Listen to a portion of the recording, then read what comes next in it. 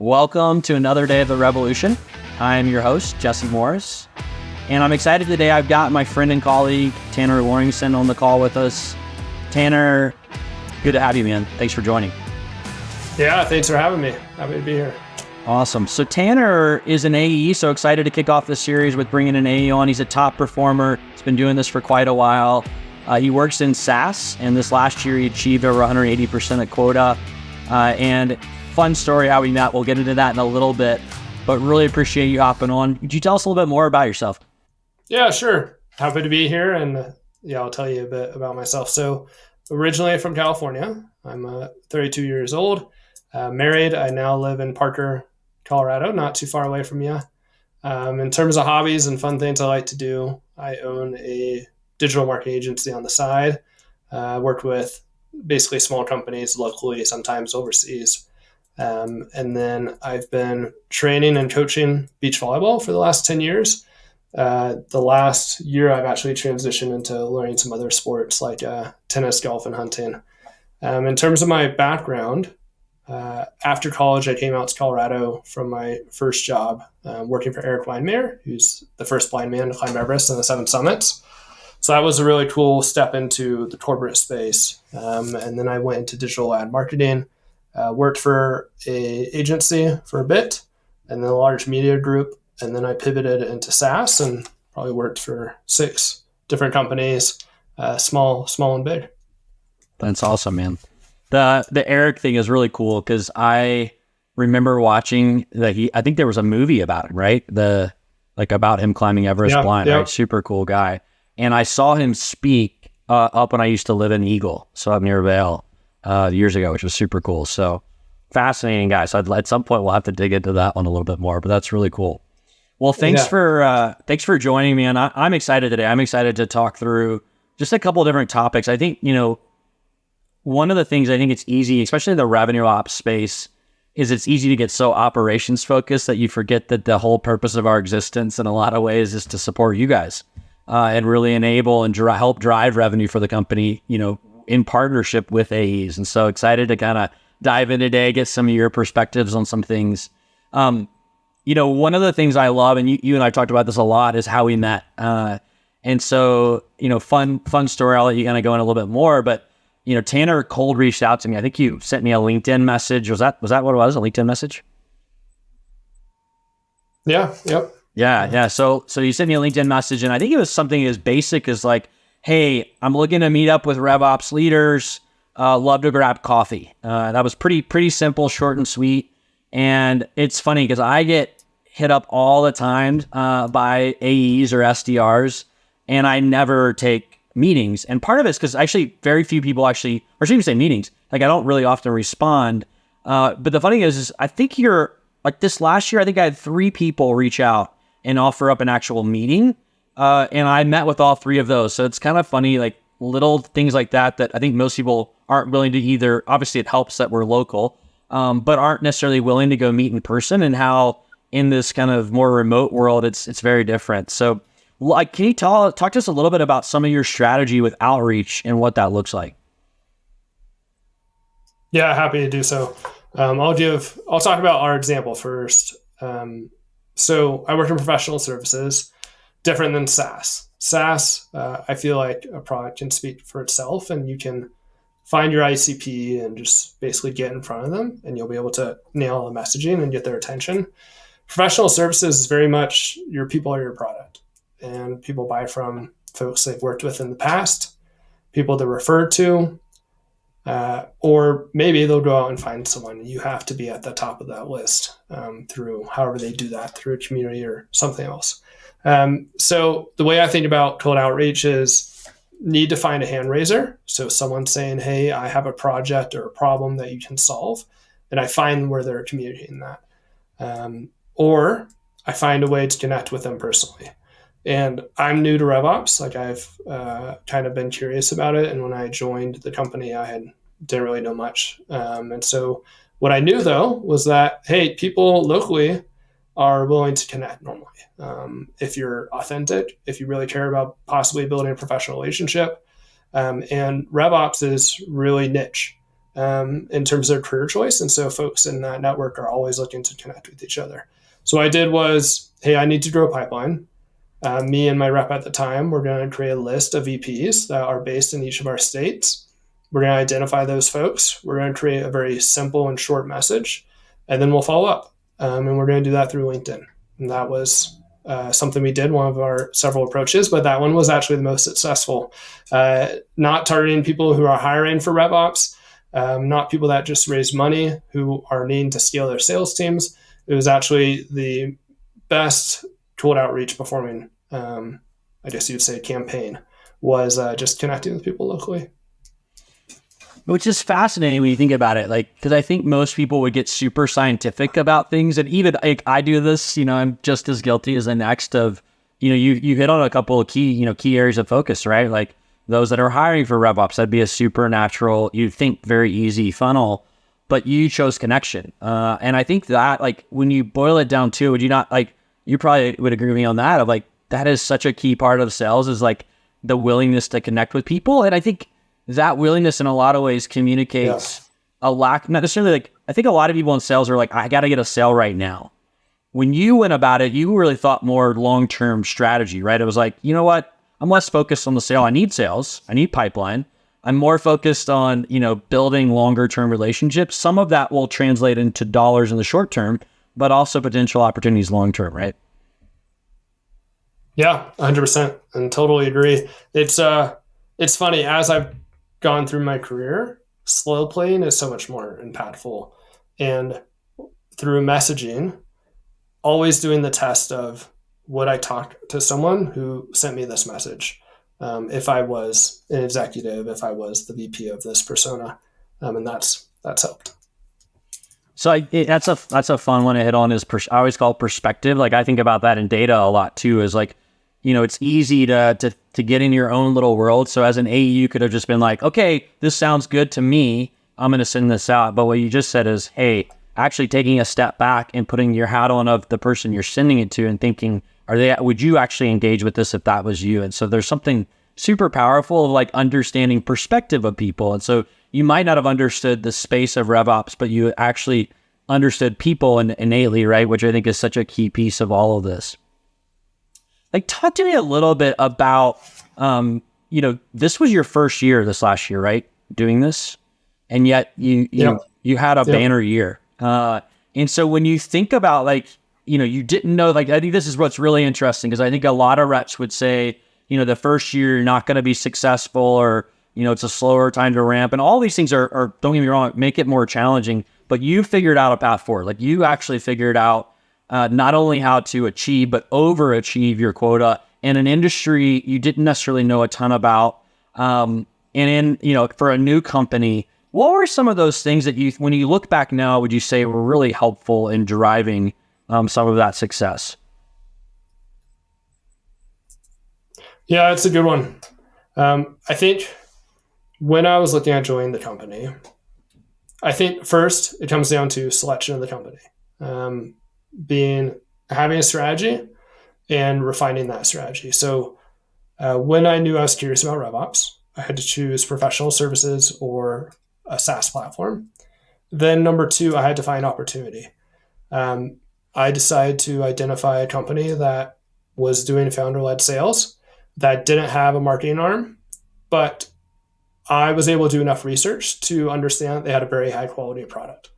So if I do my job well of selling and communicating the story of a high quality product or delivery, I'll have success. Like, that's the simple way I thought about it. And that's what happened. And so honestly, we're the company I'm with now, primarily off of referrals and inbound and community-based business. Still some prospecting and cold outbound there, but it's based off of finding companies that have a good quality product or do good work. And that's something that's really set me up for success, is finding the right company. But when you're new, there's other ways to think about it. And I think we can talk about that a bit later. Awesome. Appreciate that. And I get it. One of the things when you and I've talked about is winning the week, right? When you think back on your last year, and I've seen this a lot with reps in my career, is it seems like the ones that do really well is they're not so focused on the month or the quarter or the year. It's very much like, what are the things I need to do to win the week? What are you doing to set yourself up for success each week to go about tackling that challenge? Yeah, so I've worked in larger companies and smaller companies. As you work in a smaller company, your roles or areas that you touch widen and become more broad. And this is probably my third or fourth startup or small company. Um, and so being able to organize yourself and focus on priorities becomes much more difficult, but more important. So on every week on Sundays, I'll basically take the afternoon, look at the last week, identify, hey, what do I need to get done as a priority next week? Like what's my list of has to be done the following week? I'll look at what happened previously, what carries over. Then I'll create just an action item list, a checkbox list of Monday, and that's what I do. And then during Monday, I'm constantly creating lists for Tuesday or Wednesday of things that need to be done. And so that's really how I think about it. I try and keep things as simple and linear as possible as I think about priorities. And as long as I don't get too convoluted or make things confusing, then I'm successful. When you think about that week, are there things that you're, setting as far as goals, or even things you're saying no to on a regular basis? Yeah, being a small company, like you're constantly being hit up to take on more or from other third parties, vendors, things like that. So I would say a big part of that planning on Sunday is saying no. So, for example, this week, probably canceled 5 to 7 meetings for the week because number one, they weren't a priority. Priority right now is building pipeline. So how do I pare that back, consolidate meetings, think about the week? So I think a big part is saying no. Number two is preparation. So, hey, if I set up this meeting for tomorrow, what do I need to do in order to make this successful? Or do I need to do by Tuesday for Wednesday? On the other side of that, what do I need to ask for that hasn't happened? Am I confused about this meeting at all, this time? And do I communicate that? Yeah, I don't have a problem sending a message to people on Sunday or scheduling that to ping them on Monday morning. That's awesome, man. I think, you said something there of, asking for clarification. I think a lot of times reps in particular, especially more senior reps, sometimes are afraid for that. But one of the worst things you can do, I can somebody who gets sold a lot of software or solutions, is come unprepared, right? And so it's fascinating. Like sometimes just being willing to put yourself out there and say, I might have missed this, or can I clarify this? I actually really respect when people do that because it communicates to me a level of respect for time. So that makes a huge difference. When you think about your career and some of your big wins, and by the way, congrats on your huge win today. Tanner just closed, I think, thanks, the largest deal of his career, which is awesome. So good day for us to be doing this. Can you talk a little bit about some of those big wins and, what set you apart during those times? Yeah. So we talked about this previously as we were thinking about this podcast, and there was 2 I pointed out because this is a good question. And having a couple of different roles, it's like, okay, what are the 2? And it's funny, you forget about so many. And I'm going to add a third that I just remembered here, but I think it ties into your comments to me. So number 1, I was working for a website CMS platform that white labeled their CMS. So basically a website building platform. We were targeting marketing agencies, and that was how the business was built. That was our ICP. I was on the mid-market team. And then I went to a Google Summit. At the Google Summit, the year previously, it was all marketing agencies. So that's why we were invited, because, hey, we're a top vendor for website creation for new companies. Basically, Google's incubator. This year, at the time, I think maybe it was 2019, maybe earlier, it was all SaaS businesses. We had no idea. The only reason I came with my VP was because my CEO didn't want to come to this event. It was in La Jolla, San Diego, California. So beautiful area, beautiful golf course. It was 5-star hotel. It was amazing. But we realized quickly, hey, there's all these SaaS companies here. Like, what the heck is going on? This isn't our ICP. Well, we quickly identified all of these SaaS companies needed a website platform to slap on top of their tool. What I mean by that is, for example, if they're let's say a flooring company that now owns the data for every type of flooring material in every house in the entire country, and they've aggregated that data and organized it, and it's never been done before. Well, now what they're doing is they're going to every small business that owns a flooring company and saying, hey, we, number one, have the data in the platform. I'll also sell you a website and I'll do the marketing for you. And so we fulfilled number two, which was the website. So from that Google Summit, we pivoted to only going after SaaS businesses because we had a REST API that allowed folks to do this automatically once you set it up. That increased us going up market. We were able to call ourselves a bit enterprise. And that led me to be a leader on the team, along with some of my colleagues. And that was a big win. It was really cool to see us switch ICPs and learn as we go and struggle and fight through that. And then also have success and completely shift where our marketing dollars went. So that's the first one. I'll pause there for a minute. So when you think back at that moment, like what was the light bulb moment? Like was there something that triggered that kind of epiphany of how you could service that marketplace? Yeah, I wish I could take credit. It was my VP that said he simplified it into, hey, here's the three things that all these SaaS businesses have. They have one, a back office platform that they offer. So if we talk about the flooring business, that was being able to analyze the data. Number two, they have a way to spin up websites for these local businesses. And then number three was marketing. And that three trio allowed us to then approach SaaS companies and say, hey, I can tell from your website that you have two of the three, and you're probably going to do the third by next year. When are you doing this? And the VP or CEO or whoever would respond like, yeah, we're actually figuring out how to do this right now. And so this is the first time selling something where you could know where all of these businesses' roadmaps were heading and give them customized messaging with confidence from a cold outbound approach. So that was really cool. That's really cool that you were able to meet them where they were at, right? It was, I think it conveys a level of knowledge and understanding, like you understand my business, which is what people really look for, right? But B, you're also meeting them where they're at versus this, you're trying to sell them something that maybe is not what they're looking for at the time, right? Which makes a huge difference. Awesome. Yeah. Talk a little bit about what was your next example?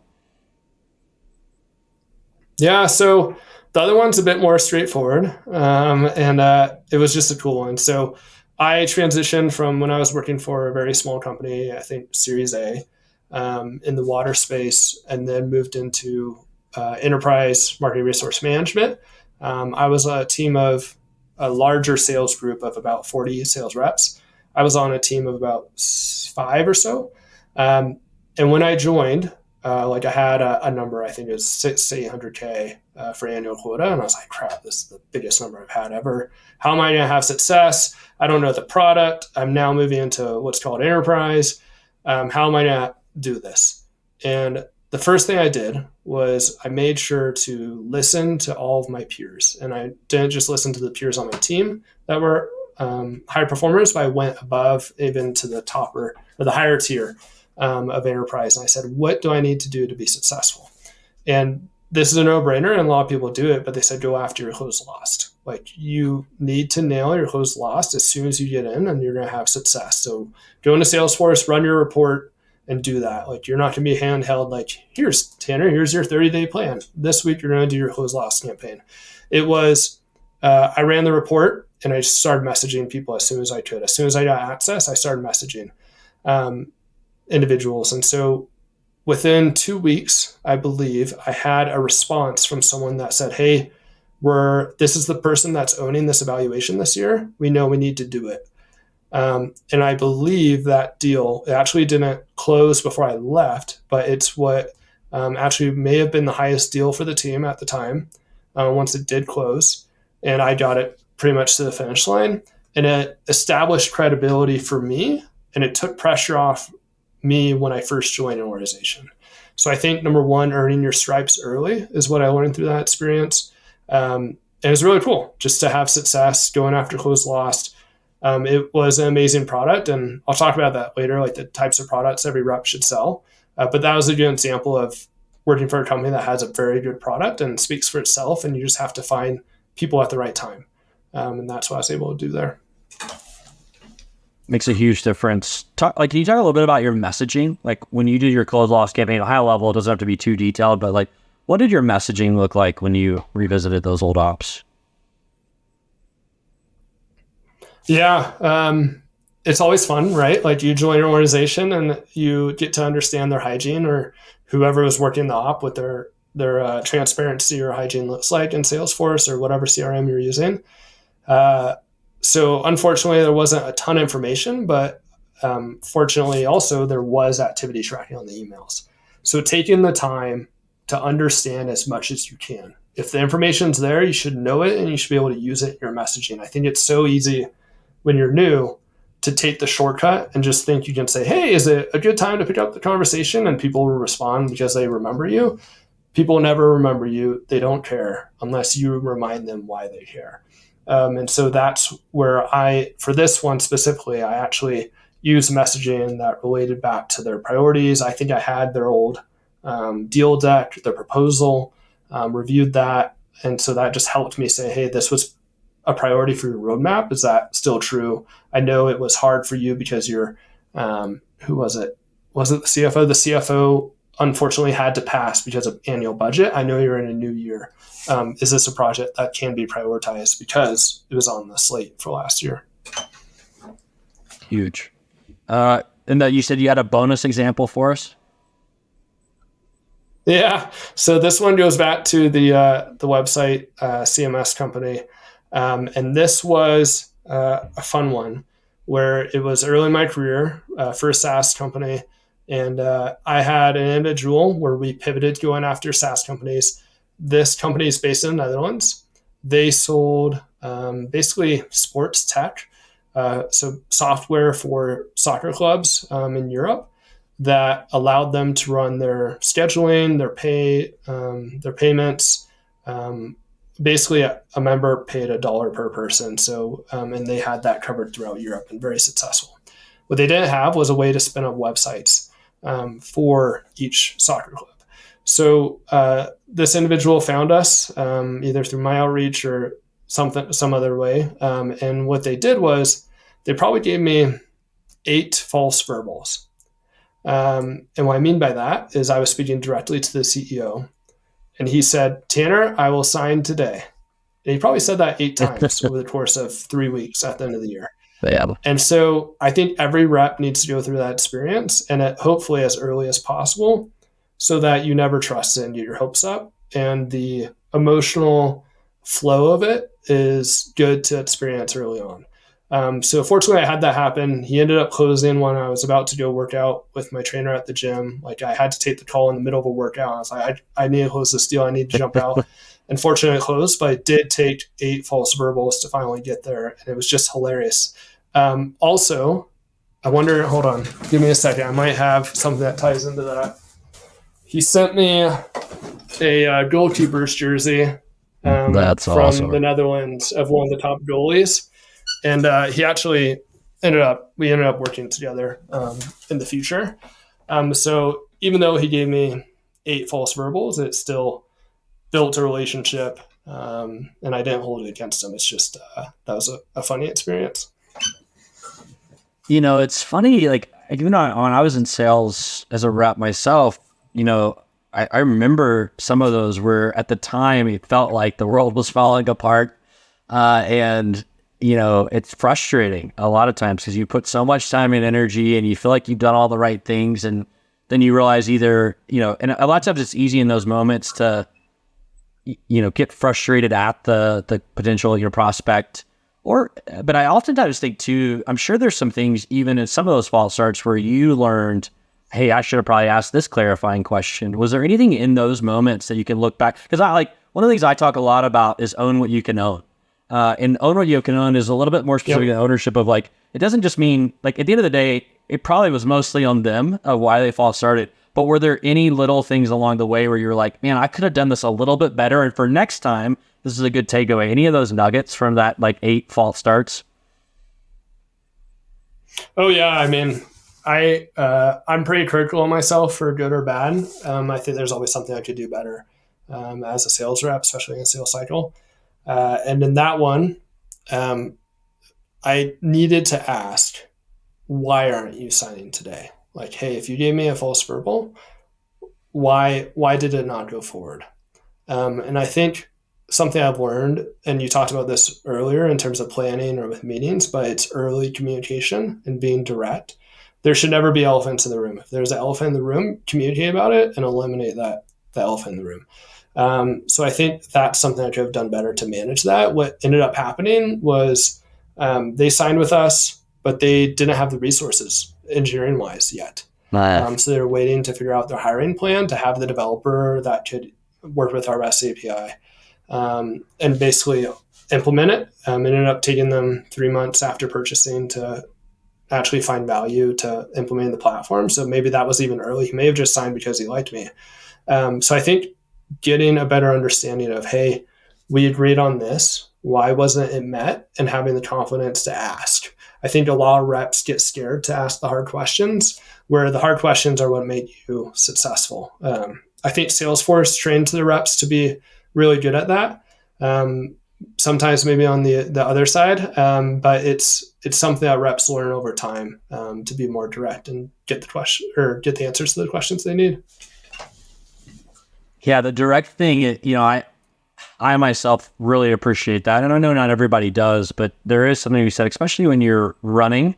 I can tell you as a, client prospect, sometimes it's helpful to just have that step back, because even for us, like, even if I've done a lot of deals, sometimes I forget part of the process potentially, like, does it need to go through InfoSec, or is there this extra form I need to get filled out? And does that maybe take longer than other things? And so, I think it's almost a detriment if AEs assume, hey, this VP or whoever has been doing this long enough, they should know. Sometimes they're just busy. And so, don't, it's not always I think it's almost like this, I don't want to ask because I feel like it's an inconvenience or I may be being rude. And I would say definitely ask. At the end of the day, as long as you do it in a respectful way, there's not a whole lot to lose there. So completely aligned on that one. When you think about some of these deals and even just your career, again, you had a really killer year this last year and you've had a fair amount, you put together in a row. What would you say, sets you apart? What were some of the, fundamentals that really set you apart as a rep from other reps? Yeah, I think it's number one, like learning. I think you constantly have to be learning. If you challenge yourself to learn, you'll get better. As soon as you turn yourself off to learning, you'll stay at the same level. So I think I recognized, hey, I'm never gonna be perfect. I'm going to need to get better. But how do I do that? I just don't do that from my perspective because my perspective is limited. So I need to do what I can. And so when I was starting out, it was, what can I do if I don't have the experience? Well, if I'm new to SaaS, I've done a little bit of sales, but I know that you need to be organized. You need to focus on execution. That means you need to follow up the same day with clients after a demo and recap and make sure you nail that, never miss that. If you commit to a timeline or doing something, you have to nail that to give confidence to whoever's buying from you. Coachability. I think every sales manager has a favorite, even though it's ideal not to have favorites. It's natural. And making sure that you're coachable to your manager. And then curious. Like, you have to be curious about what you're selling and the people you sell to and the challenges. I think going back to a couple of my jobs, like seeing the curiosity that my VPs or my managers had and how much they had dug into the pain points of the customers and what they shared with me, that kind of like fueled me to get more curious and to adapt that and dive even further. So I think all of that's in your control and something you can do early on. On top of learning together, working with your teammates. If you're fortunate enough to work with a team, working with the folks that have done it really well and can share with you, but then also taking people under your wing. They'll pay it forward somehow. Like if it's not today, they'll pay it forward eventually. And it's just really rewarding because it makes you better at what you're communicating when you're training someone. I think one of the cool things that you've highlighted today is like you'd have excuses, right? And you haven't let the excuses get in the way. So, you think back on this last year, you could have easily, kind of leaned against the crutch of, I don't know RevOps well enough. I haven't really sold services, in a while, or a myriad of excuses. And what I just heard you say is forget, all the things that you don't have, focus on the things that you actually, can control, and really leverage those to set you apart. And it's funny, man. Like I bought a new data vendor this last year. We did this huge bake off, and like one of the best sales executions I've ever experienced. And this rep, he set up weekly meetings with me, and every meeting that I was on, he would always schedule the next meeting.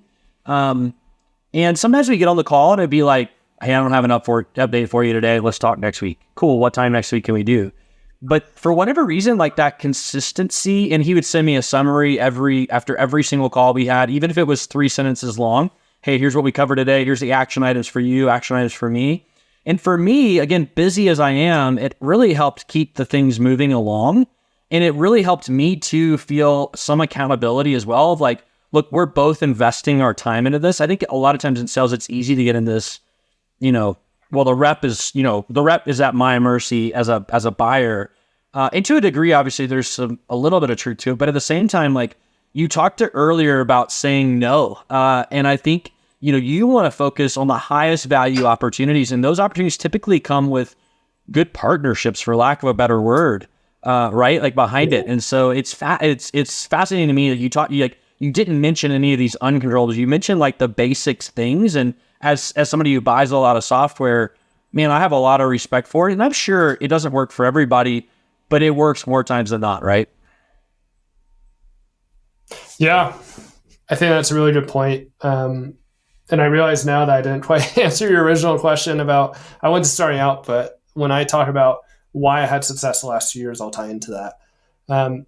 I think when you're starting out, having good coaching that teaches you sales frameworks.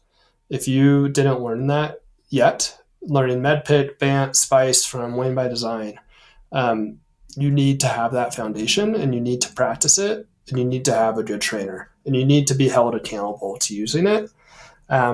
If you get those reps, it becomes intuitive no matter where you go.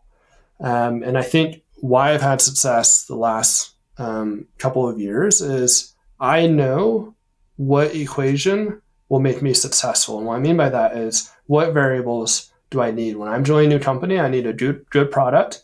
I need good clients that we've had success with that I can communicate about, or good stories. And I needed to have opportunity, meaning I can grow the company. If I have those three things, I'll be successful. And that's what I took on the last several years and has allowed me to be successful.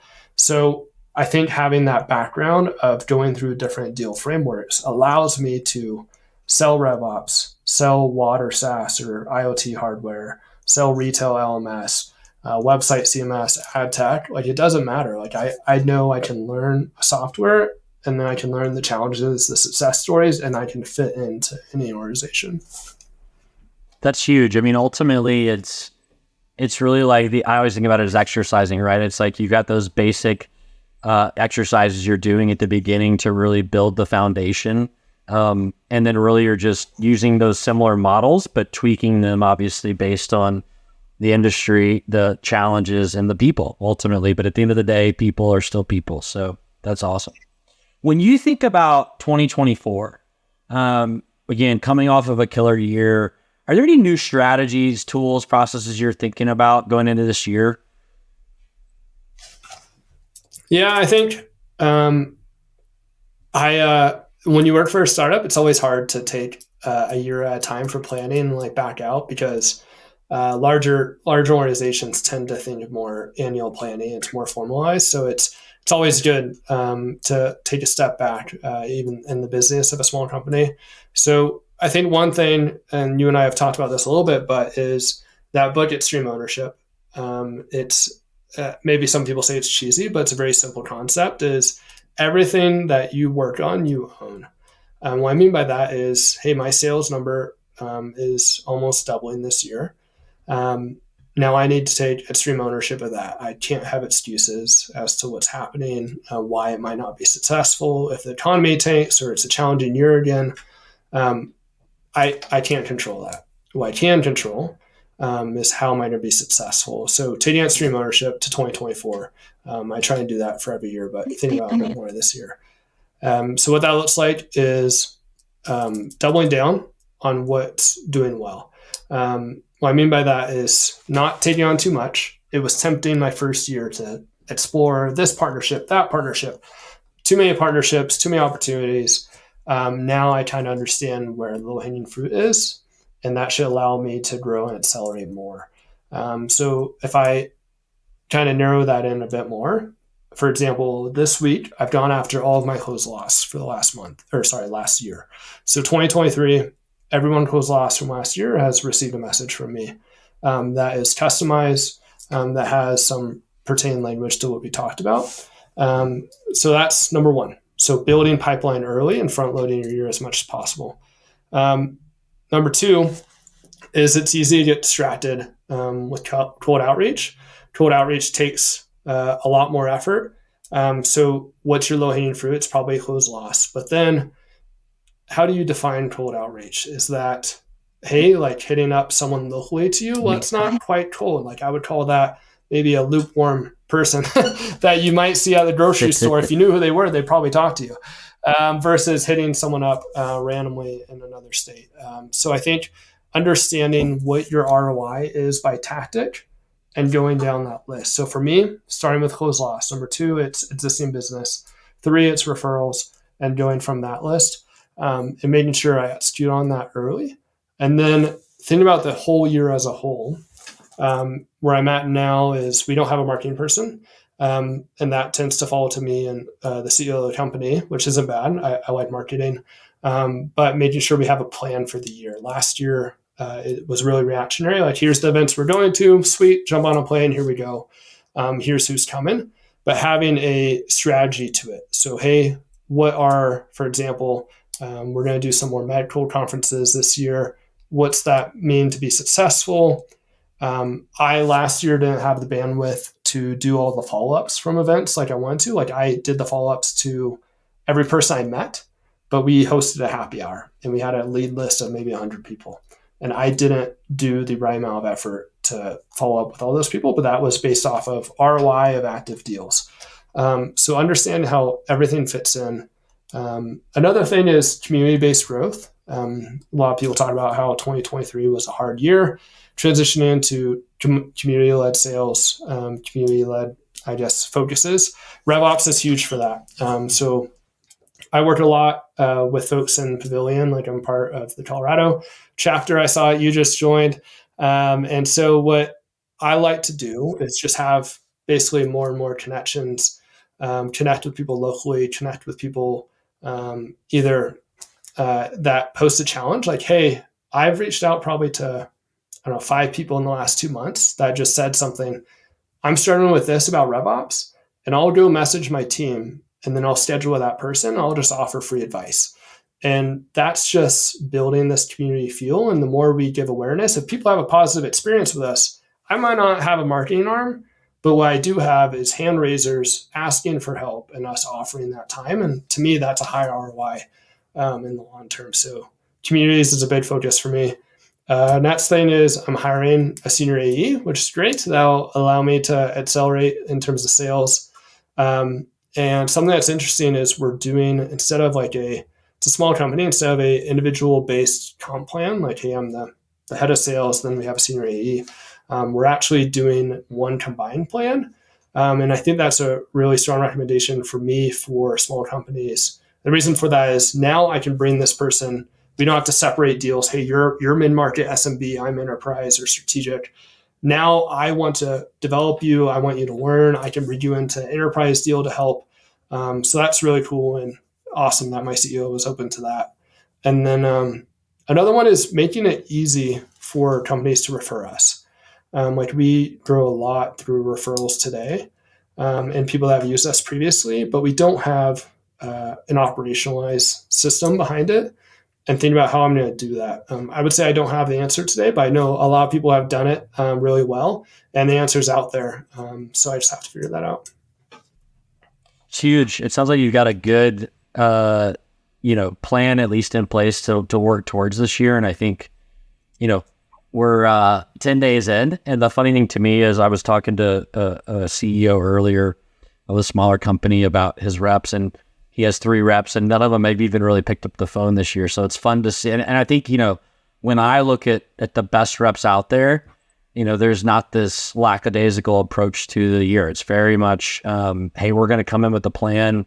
We might not have it all figured out, as you just mentioned. Like, hey, you've identified, here's an area I want to focus on. I haven't figured out necessarily how to do it, but that's huge. Starting off, the year with A, some momentum with some of that outreach you've done, but B, also with just some clear, I would say almost like confirmation epiphanies for what worked well last year, but also here's some tweaks or some things I want to kind of focus and back to your continuous learning, right? It plays right into that, which is awesome. When you think back on your sales career and, where you are today versus where you were back then, what are some things that you would tell new reps, but also within that, like we talked a little bit about differentiation and what makes you stand out, but what are just high level, if you had to say again, hey, foundationally, these are things new reps should learn, but then just day to day, here are some things that can set you apart from 90% of other reps. What are some of those things? Yeah. So some of the things I wish I learned earlier is, and this kind of ties into my background. If anyone looks at my LinkedIn, they'll see, hey, Tanner's been at this company maybe 3 years, the longest, and probably like a year and a half on average. And the reason for that is I've learned to recognize that sometimes there's macro factors in your organization that impact your success. And then there's the counter of that, which the path I didn't take, which is if you stay with an organization, you'll be able to learn and develop your career as a leader, or to refine that and build your book of business or really your skill. I took the other route, which was if I identified a major business unit that was impacting me as a sales rep, I would leave. So I mean by that, if marketing wasn't doing what marketing should do, that's open to whoever. And marketing always, or sales always criticizes marketing, but there is a way, either find a way to understand what's realistic expectations or not, talking with your VPs or your managers and really get their opinion of where their head is at. If they tell you, yeah, I'm really frustrated too, but things are changing, or if they say, yeah, I agree with you. It's just good to have that awareness and build that awareness of what does a well-functioning engine look like. Another piece is your leadership. Is your leadership in the sales organization making you better? Is it making the organization better? I was with an organization where we were in a very good product, one of the best, maybe the best for what we did, and we were 100% dependent on inbound. It was an enterprise product, and we did exercises to basically, I would say, posture prospecting, but they weren't successful. When the real work should have been channel sales and collaboration with marketing. And that wasn't being done at the leadership level, in my opinion. And so I decided to leave. And that sometimes happens. The next one is product. Understanding if your product is changing, if it's evolving, how it's positioned in the market, what that looks like. Having that awareness with yourself, with your teammates, with your VP. Number one, to sell better, to communicate transparently, or I guess, authentically with your customers, but then also understand what the next year looks like for the longevity of your career, right? You're risking your career to sell this product. You better know what's going on and what it looks like and how good it is. Something that's always funny is if you're not a full cycle sales rep, you only sell to close. Well, what's your actual turn rate? What's your time to value? How's the CS team doing? Are they all of a sudden doing layoffs? Are they scaling up? what's that mean? What's your relationship with the CS team?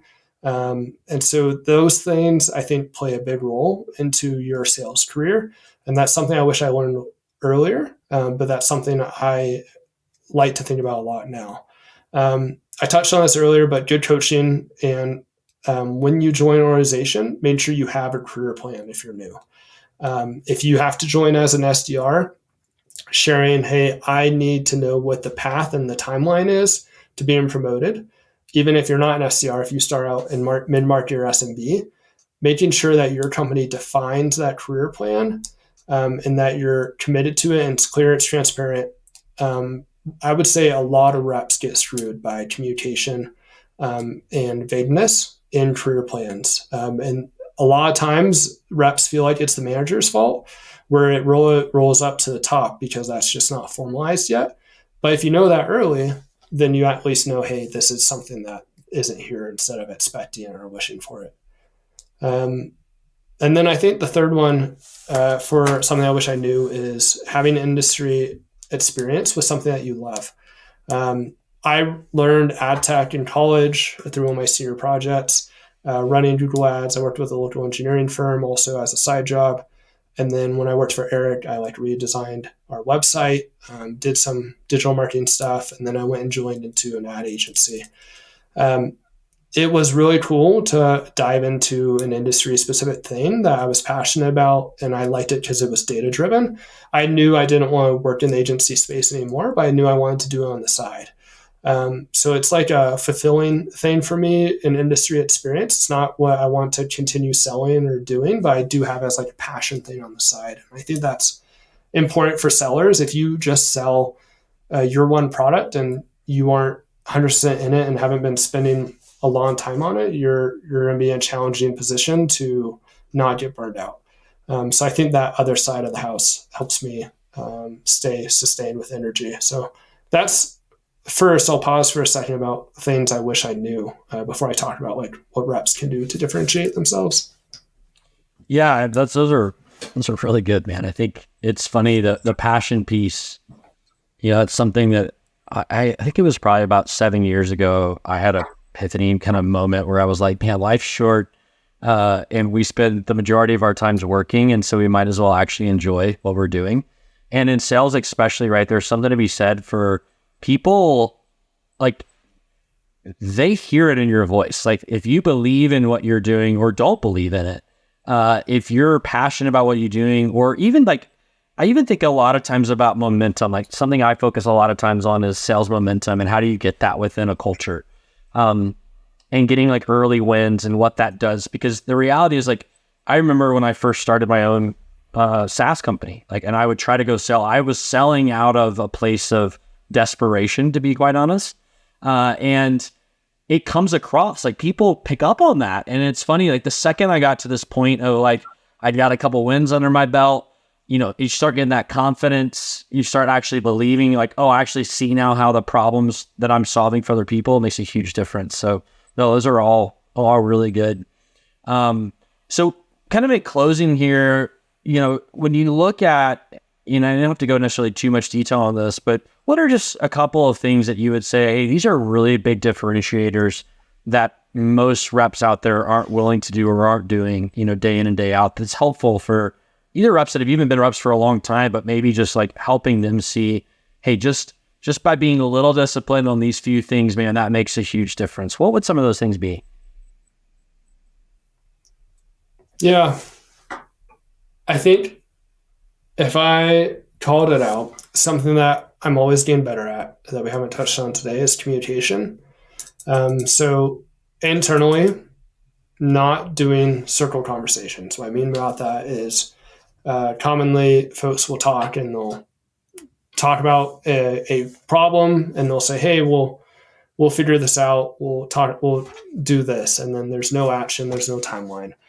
So anytime you're having a second conversation about something, there's a problem, unless there's progress. So making decisions, actions, and the timeline, even if you're the only one doing it, you need to practice that to then work at, in the future, a high-performing company. And people will respect it. You might be a pain in the ass to a lot of people that don't agree with that or don't want to put in the work to do that, but it will pay off. Trust me. And then externally, learning to be direct, respectful, and concise with your customers. For example, I'm hiring for a senior AE right now, and I asked a few questions in the application saying, hey, why do you want to work here? Why would you be a good fit? And it's amazing how much fluff people put into those descriptions, where the folks that can shortly describe to me why they want to work for this company, why they would be a good fit in a respectful, direct, and concise way stands out to me. You have to pretend that you have the most limited time possible to communicate with a sales rep. And if you can do that by ROI, by word, in the least amount of words possible, that's a good way to operate, in my opinion. So communication's huge. And I think number 2 would be a good teammate. Just working well with your team. I think if your manager is not making your organization better, your team better, take that on yourself. Like, it's going to be better for your career to build a case study, to build a competitive plan against how to talk against this competitor, how to build a mutual action plan for this product. And so I think just being a good teammate, those people stay friends for life potentially. And that shows a lot, and they'll help you out. And it's good practice just to know how to build for your career going forward. Those are great. And it's interesting to me. It's something I had to learn too. I feel like a little bit later in my career, something I wish I had known earlier is it's a small world. And it's amazing at how, even our relationship, like starting on, cold outreach on LinkedIn or lukewarm outreach on LinkedIn, like, you just never know, people and how they can impact and how you can help them. And then also potentially it helps you long-term as well. And so I think a lot of times we get so caught up in the short term, and I need, especially in sales, like I need a sale right now. And I get it. I totally get the like short-term bucket of sales, but if you really want to be successful long-term, both in sales and honestly the career, right? Like building those relationships for the long-term and understanding like you're not doing this necessarily with the expectation I'm going to get something in return, but acknowledge that more than likely at some point, if I just treat people well, like, and I treat them like I'd want to be treated, like there is something to be said for it. So that's awesome. Well, hey man, thanks so much for joining today. This was great just to get an overview. I think what I really liked about this was some of the details, because I think at the end of the day, you hit on some highlights around learning and constantly learning and loving what you do. And I think communication, man, that's one that all of us, I think, can take a lot away from. And how do we get better at it? Even myself. I mean, I spent a lot of time kind of cross-departmental in my roles, and man, it's so key. Like, even just providing summaries. And when I think back on that rep I was talking about earlier, like they provided that summary. It's simple. Like sometimes it's the simple things around communication, and to your point, succinct communication, that are really huge. So really appreciate you sharing your perspective today with us. And if you don't follow Tanner yet, definitely look him up on LinkedIn. Watch him. I'm excited to see as your career progresses and how we can support each other, but really appreciate you joining today. Yeah, thanks, Jesse. I really appreciate it. It was fun to be here and excited to see where things go. And yeah, people are always welcome to hit me up on LinkedIn. Awesome. Thanks, man. Appreciate it. Cheers.